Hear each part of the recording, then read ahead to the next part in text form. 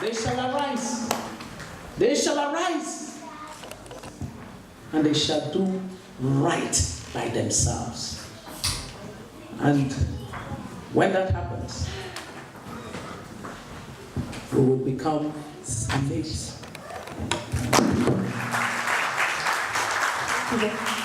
Thank you very much. A round of applause. Madam, please, not yet. Thank you very much. Dr.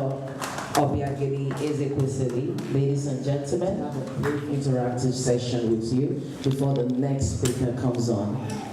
If you have questions to put to her. 3 questions, quickly, thank you very much. I see the first 3 as I saw I'm going to choose, and not these, okay,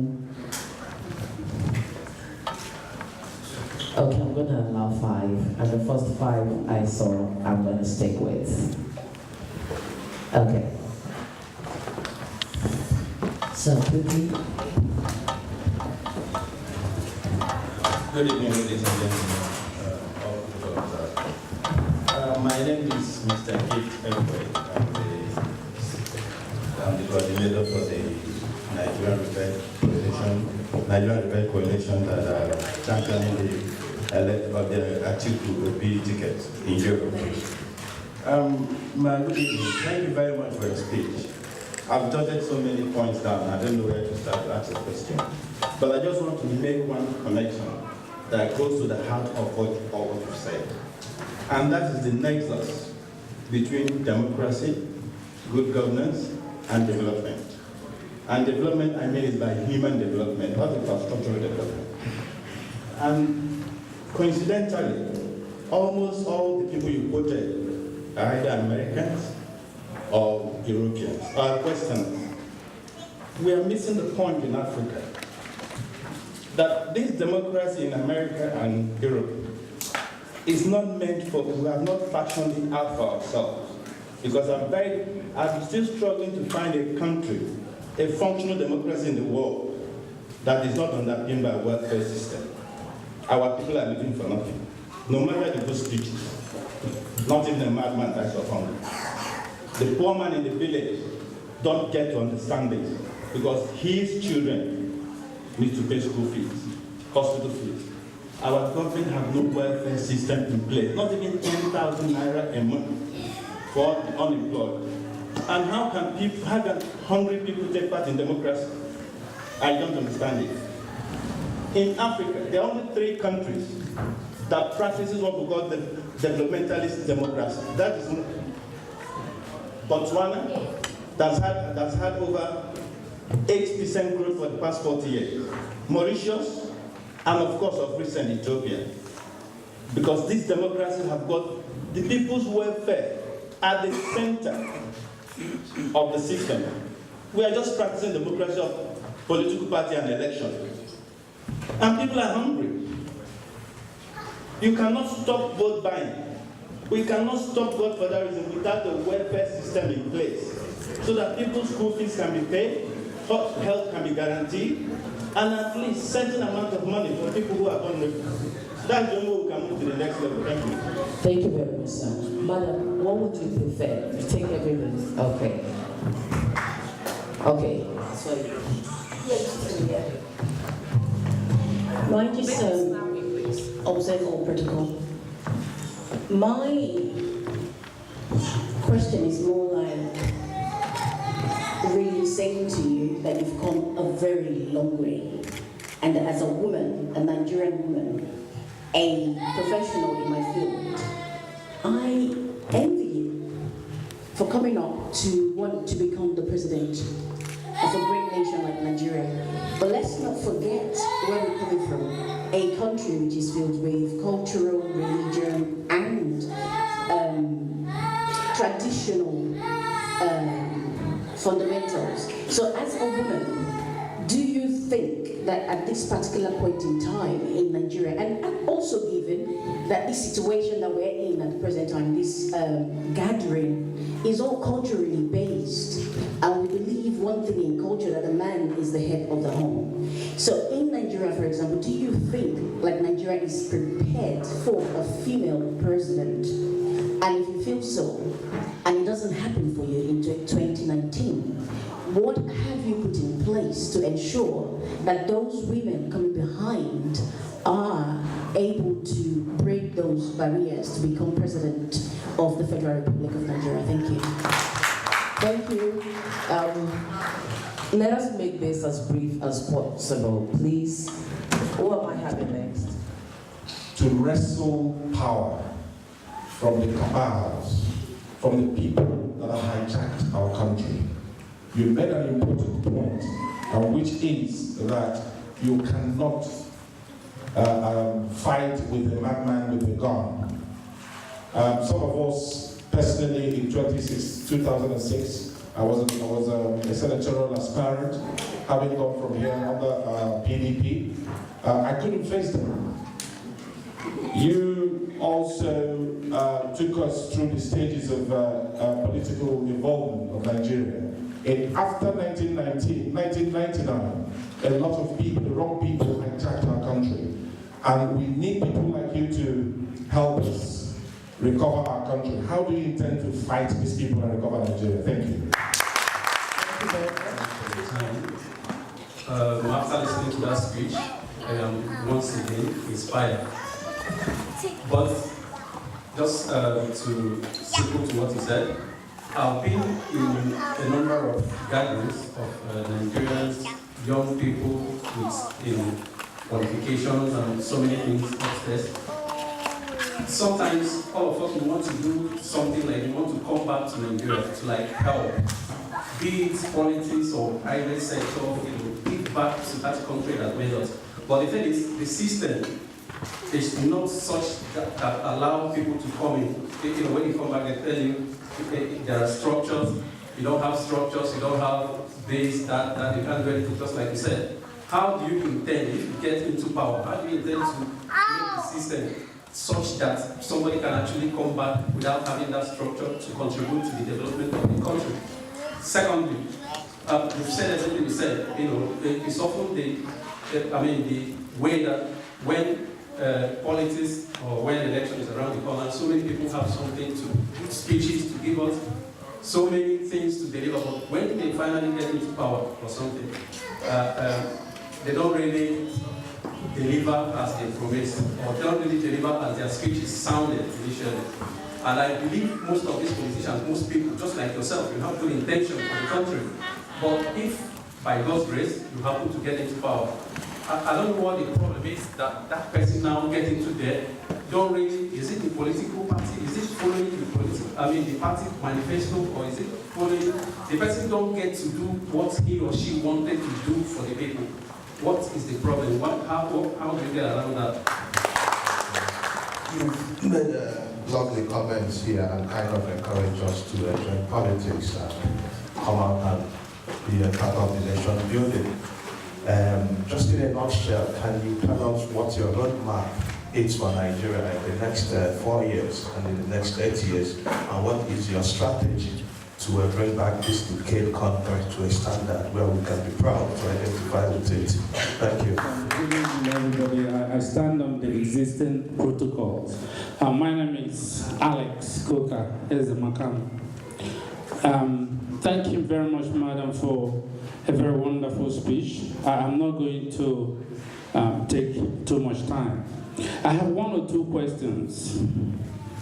You enumerated the value that we that are in the diaspora has. One of them is our money we bring home. Second is our network, and so many others that you probably acknowledge, and so many others you didn't mention. Now, it has been discussed amongst us here in the UK and in diaspora.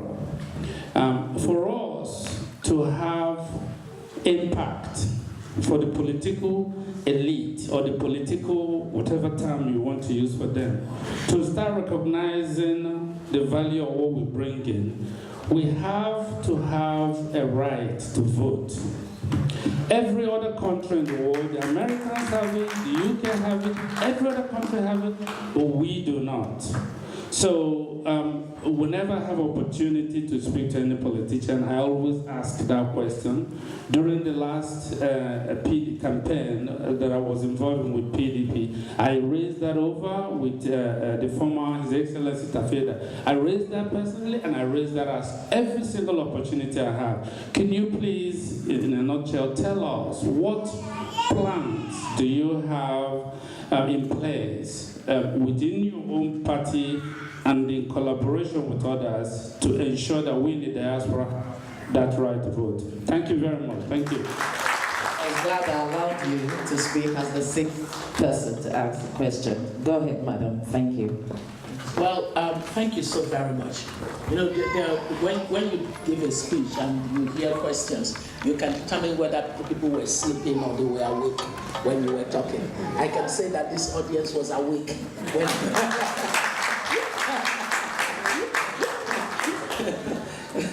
So thank you very much. And the questions are so quite profound. I like the questions that you have asked.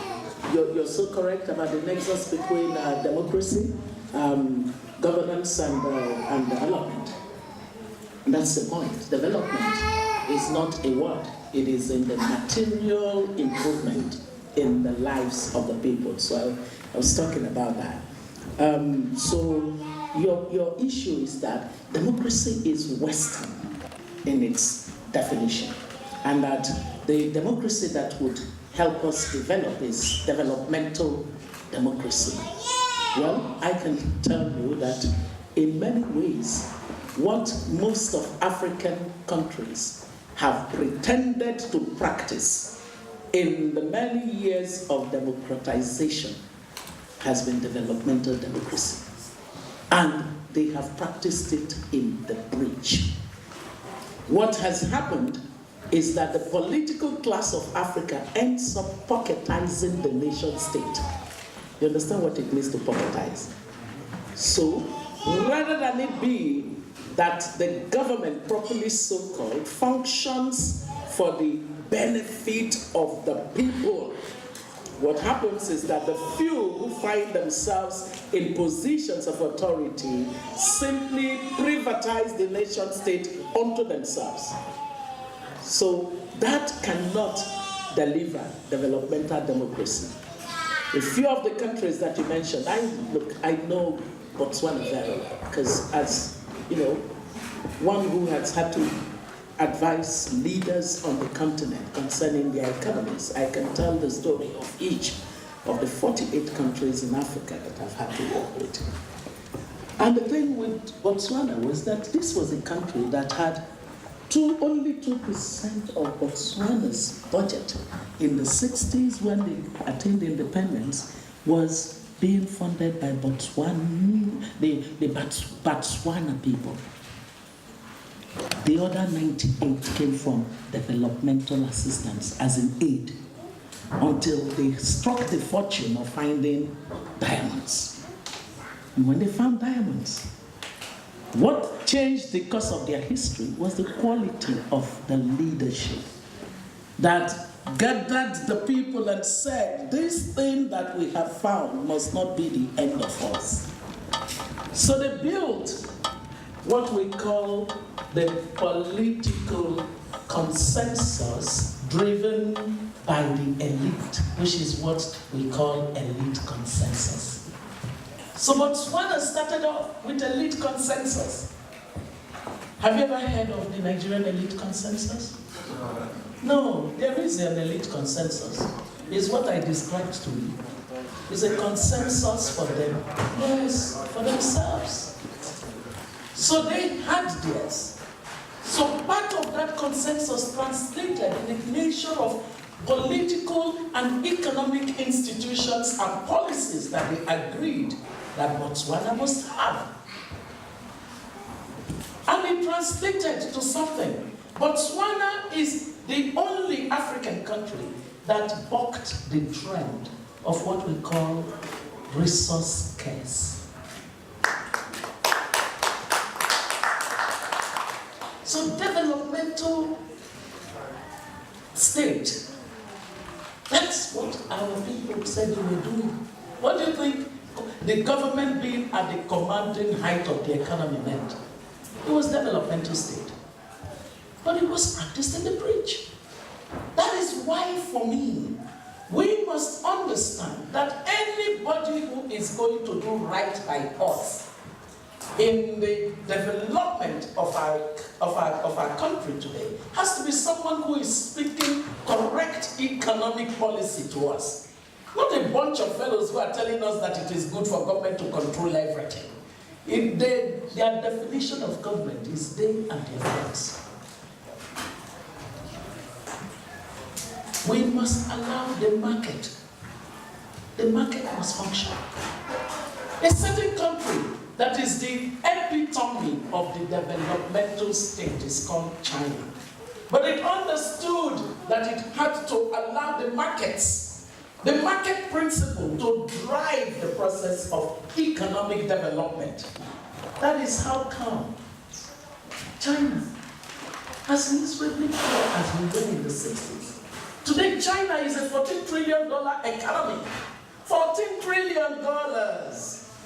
We, some days, are 400 billion. Some other days, the exchange rate takes us to 354 billion. $14 trillion. You know what China also achieved? It achieved such economic growth that it lifted 700 million people out of poverty. Because it was growing, or it has been growing. So, the problem is not in the definition of democracy. The problem is in what I've just said. We have not played with, what do you guys call those football teams that really ace the thing on the pitch? Chelsea. I didn't say you should begin to fight with your clubs. Maybe Chelsea is still under the sea, but I don't know. I don't know. I don't want to talk about Man U. I have 3 sons and they have 3 different clubs. And as a mom, I become the supporter of any club that is the underdog. Because I don't want any of my sons to be unhappy. So the one whose club is not winning is the one that I line up with and begin to champion. So I'm not going to get into club Wahala and replace the life. The only thing that I can say is that you understand the point I'm making. We need our first 11 in our politics. Yes, sir. Yes, ma'am. And can I tell you something? The first 11 in our politics, we can create about 11 teams of first 11. We can. But we haven't paid attention to it. We haven't been deliberate about it. A friend of mine, a certain senior person in the government of the United States, took a look at me one day and said, nothing happens that is not meant to happen. That's deep, huh? You just walk around the place hoping that something will happen. It won't happen. Ladies and gentlemen, the barriers against a woman running for the office of the president, or in fact any political office, there are many. We have economic barriers, we have social barriers, cultural barriers, we have institutional barriers, we have the godfatherism in the political system. We have all kinds of barriers. Hey, the barriers are many. Oh, who said that the flow, that 1,000 dams can stop the flow of an ocean? Oh. It is time. The future is filming. The future is filming. One of the things that people don't realize is that leadership is gender neutral.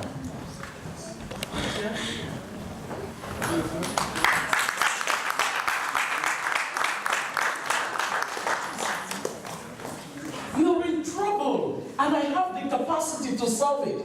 Are you going to be looking at the fact that I'm wearing a dress? You will go there with your trouble.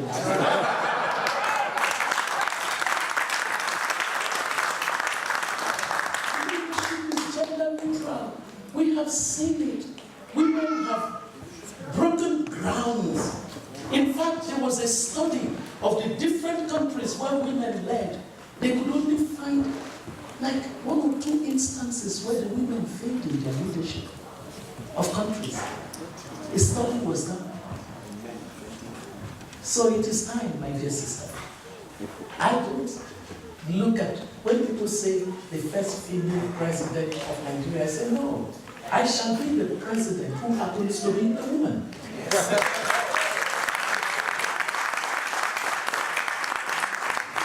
the way we must process it. We must line up our girls to have the opportunity to get the training that prepares them to lead families, lead communities, lead in the business, lead in the public sector. We must be a government that is sensible. We did a research at the World Bank and we found that countries that use their women maximally as they use their men are the ones at the top of the economic league table. And that made us to say that empowering your women is not economics. You are not doing the women a favor. If you're a husband and you're taking your wife down because you need to be a macho, you are just not a serious man. I have to say that. Do you know why? Because you ensuring that all opportunities are made available for your wife to be the best that she can be guarantees your family a sustainable pathway. That's what it does. But you allow your ego to stand in the way, and then something happens and your children descend into what you would cry to see if you were alive. Don't do it. Don't do it. Have I answered your question? You have, yeah. Thank you. So you're going to be running for something. Please come. Please come. And with me, you know, one of the things that has happened already is that a lot of young people and young women are the people who have volunteered on my campaign. The average age of the campaign team that I have is 27 years. They are smoking hot brains. Yes. Yes. 27 years. And the women are just unstoppable, fierce. When I look at them, I know that there is a great future ahead for our country. Then, wresting power from the cabal. How this man? Were you not here when I was giving this lecture? It's not an individual that is going to do it. My lecture was essentially talking about the collective. He was simply saying to you that it is time that the collective awoke and said to themselves, how can 1% of the population hold you to hostage? Is it my agenda? No. As I said to you, I don't care to be called president. We need an Operation Rescue Nigeria. That's what I'm offering.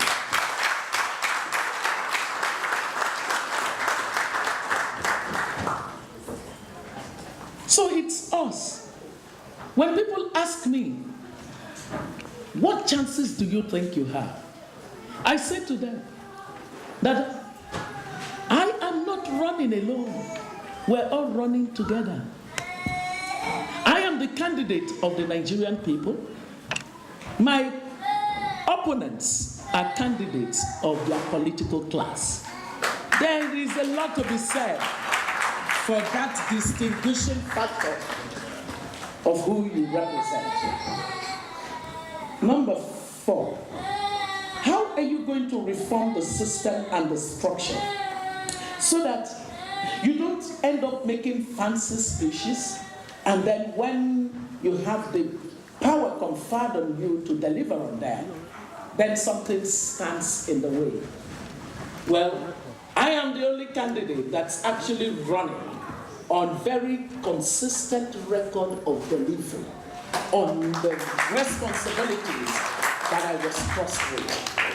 And you can go to ob2019.com. ob2019.com. You will see my time in the different offices and what it is. You know, nations are built on certain important foundations.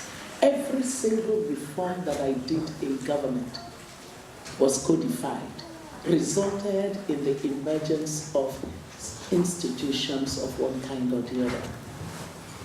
The history of Nigeria would not be written without a talk on how we had to reform our public contracting system. Before I returned home to do the public contracting reform, that was known as the due process, and then in that responsibility worked with our team to get the public procurement law that is now known as the Bureau for Public Procurement. It was a chaotic public contracting system. In fact, my doing that reform was my first time that the politicians hated me with passion because they couldn't stand the due process. It ended up in PPP and the law. NEITI, Nigeria Extractive Industries Transparency Initiative. It is on the basis of the work that we did with NEITI that I was nominated for the Nobel Peace Prize this year. I'm not a candidate who needs to make you a promise. I'm a candidate who just needs to go in there and get it done.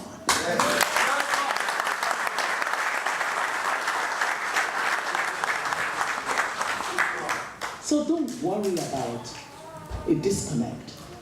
I'm a candidate who does not speak of her values. She lives her values. The roadmap and strategy, I beg you, because I don't have that much time. I have to run for another event. I'm unable to go deep into that.